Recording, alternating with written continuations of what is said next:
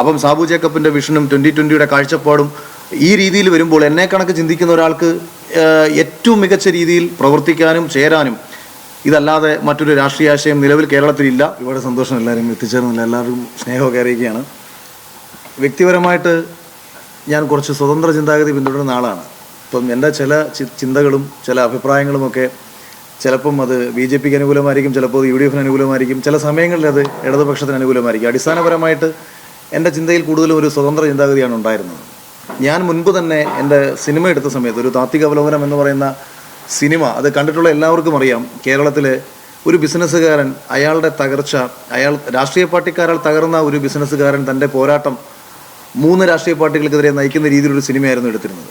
അന്ന് ആ സമയത്ത് ഞാൻ സാബു ജേക്കബുമായിട്ട് ബന്ധപ്പെട്ടിരുന്നു. അതായത് 2020 എന്ന് പറയുന്ന ഒരു പൊളിറ്റിക്കൽ പ്രസ്ഥാനം എന്ത് ആശയമാണോ, എന്ത് ഡെവലപ്മെൻറ്റ്സ് ആണോ ഈ നാട്ടിൽ കൊണ്ടുവരാൻ ആഗ്രഹിച്ചത്, ഇത് മനസ്സിൽ തന്നെ സൂക്ഷിച്ചുകൊണ്ടിരുന്ന ഒരാളാണ് ഞാൻ മുൻപേ.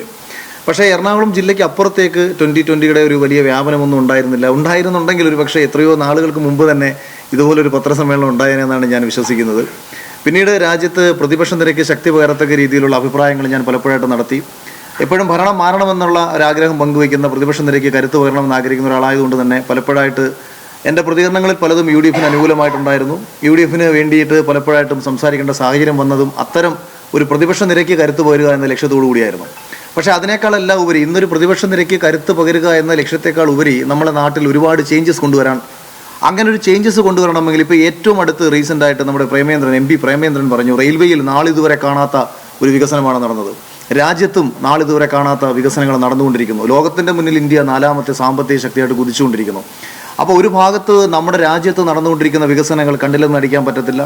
അതേസമയം തന്നെ നമ്മുടെ കേരളം പലപ്പോഴും ചിന്തകൾ കൊണ്ടും മറ്റു പല കാരണങ്ങൾ കൊണ്ടും പിന്നോട്ടാണ് പോയിക്കൊണ്ടിരിക്കുന്നത്. ഇത് ഇടതുപക്ഷത്തിന് തന്നെ മന്ത്രിയായിരുന്ന C. ദിവാകരനും ഇത് സൂചിപ്പിക്കുകയുണ്ടായി. എന്താണ് നമ്മുടെ നാട്ടിലുള്ളതെന്നും ഇവിടെ നിന്ന് എന്താണ് കയറ്റുമതി ചെയ്യുന്നതെന്നും ഏത് മേഖലയിലാണ് കേരളം അഭിമാനിക്കേണ്ടതെന്നും ഒക്കെ തന്നെ C. ദിവാകരൻ പങ്കുവയ്ക്കുകയുണ്ടായി. അപ്പോൾ എങ്ങനെ ഒരു രാഷ്ട്രീയ പാർട്ടിയിൽ പ്രവർത്തിക്കുക എന്നതിനേക്കാൾ ഉപരി ആ രാഷ്ട്രീയ പാർട്ടിയുടെ വിഷൻ, ആ രാഷ്ട്രീയ പാർട്ടി എന്താണ് സമൂഹത്തിന് കൊടുക്കാൻ ആഗ്രഹിക്കുന്നത്, അപ്പോൾ ഈ ചിന്തകളിൽ എല്ലാ അർത്ഥത്തിലും അവിടെയാണ് 2020യുടെയും NDയുടെയും BJPയും തമ്മിലുള്ളൊരു ലയനം വരുന്ന സമയത്ത് എന്താണ് BJP ഉദ്ദേശിക്കുന്നത്. 2020 പോലത്തെ ഒരു രാഷ്ട്രീയ പ്രസ്ഥാനത്തെ ഒപ്പം ചേർക്കാൻ NDA തീരുമാനിക്കുമ്പോൾ 100% ഡെവലപ്മെൻറ്റ്സ് അല്ലാതെ മറ്റെന്താണ് അവർക്ക് മുന്നോട്ട് വയ്ക്കാൻ പറ്റുക.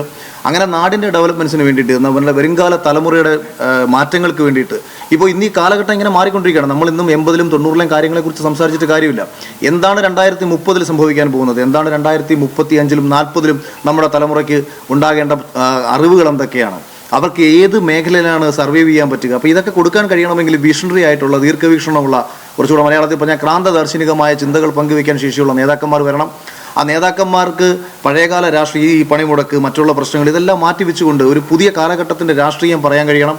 അങ്ങനെ ഒരു പുതിയ കാലഘട്ടത്തിൻ്റെ രാഷ്ട്രീയം എത്രയോ നാളുകൾക്ക് മുമ്പേ പറയുകയും പ്രവർത്തിക്കുകയും ചെയ്തിട്ടുള്ളൊരു പ്രസ്ഥാനമാണ് 2020 എന്നതും അത് കിഴക്കമ്പലത്ത് വന്ന് നോക്കിക്കഴിഞ്ഞാൽ ഇന്ന് രാവിലെ മുതൽ ഞാൻ 2020 ചേരുന്നു എന്ന വാർത്തകളും മറ്റും വന്ന സമയത്ത് ഒരുപാട് പേർ എന്നെ പല സ്ഥലത്തുനിന്ന് വിളിച്ചു, ചേട്ടാ ഗംഭീര തീരുമാനമാണ്, ഞങ്ങൾ കിഴക്കമ്പലത്ത് വന്നിട്ടുണ്ട്, അല്ലെങ്കിൽ ഞങ്ങൾ പല വീഡിയോസും കണ്ടിട്ടുണ്ട്. അപ്പം ഒരാൾ പറയുകയും പറഞ്ഞത് പ്രവർത്തിക്കുകയും ചെയ്ത് കാണിക്കുകയാണ് ചെയ്തത്. അല്ലാതെ ഇപ്പോൾ എല്ലാവർക്കും പറയാൻ എളുപ്പമാണ്, പക്ഷേ അത് പ്രവർത്തിച്ച് കാണിക്കുകയാണ് പ്രയാസം. ഇത് നമ്മളിവിടെ വന്ന് നോക്കിക്കഴിഞ്ഞാൽ കിഴക്കമ്പലത്ത് തന്നെ അതിൻ്റെ ഏറ്റവും മഹത്തായിട്ടുള്ള ഒരു മിനിയേച്ചർ വേർഷൻ, ഭാവിയിലെ കേരളം എന്താകണമെന്നുള്ളതിൻ്റെ ഒരു മിനിയേച്ചർ വേർഷനാണ് കിഴക്കമ്പലത്ത് 2020 കാണിച്ചത്. അപ്പം സാബു ജേക്കബിൻ്റെ വിഷനും 2020യുടെ കാഴ്ചപ്പാടും ഈ രീതിയിൽ വരുമ്പോൾ എന്നെ കണക്ക് ചിന്തിക്കുന്ന ഒരാൾക്ക് ഏറ്റവും മികച്ച രീതിയിൽ പ്രവർത്തിക്കാനും ചേരാനും ഇതല്ലാതെ മറ്റൊരു രാഷ്ട്രീയ ആശയം നിലവിൽ കേരളത്തിലില്ല. ആ സന്തോഷമാണ് ഞാൻ ഇന്നിവിടെ പങ്കുവയ്ക്കുന്നത്. അതിൻ്റെ ഭാഗമാകാൻ വേണ്ടിയിട്ട് ആഗ്രഹിക്കുന്ന നിരവധി പേരുണ്ടാകുമെന്ന് എനിക്കറിയാം. എന്നെപ്പോലെ ചിന്തിക്കുന്ന ധാരാളം പേരുണ്ട്.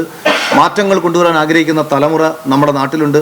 അവർക്കൊപ്പം നിന്നുകൊണ്ട്, അവർക്ക് വേണ്ടി സംസാരിച്ചുകൊണ്ട്, അവർക്ക് വേണ്ടി പ്രവർത്തിക്കാൻ ആഗ്രഹിക്കുന്നത് കൊണ്ട് കൂടിയാണ് യഥാർത്ഥത്തിൽ ഇങ്ങനൊരു തീരുമാനം എനിക്ക് എടുക്കേണ്ടി വന്നത്.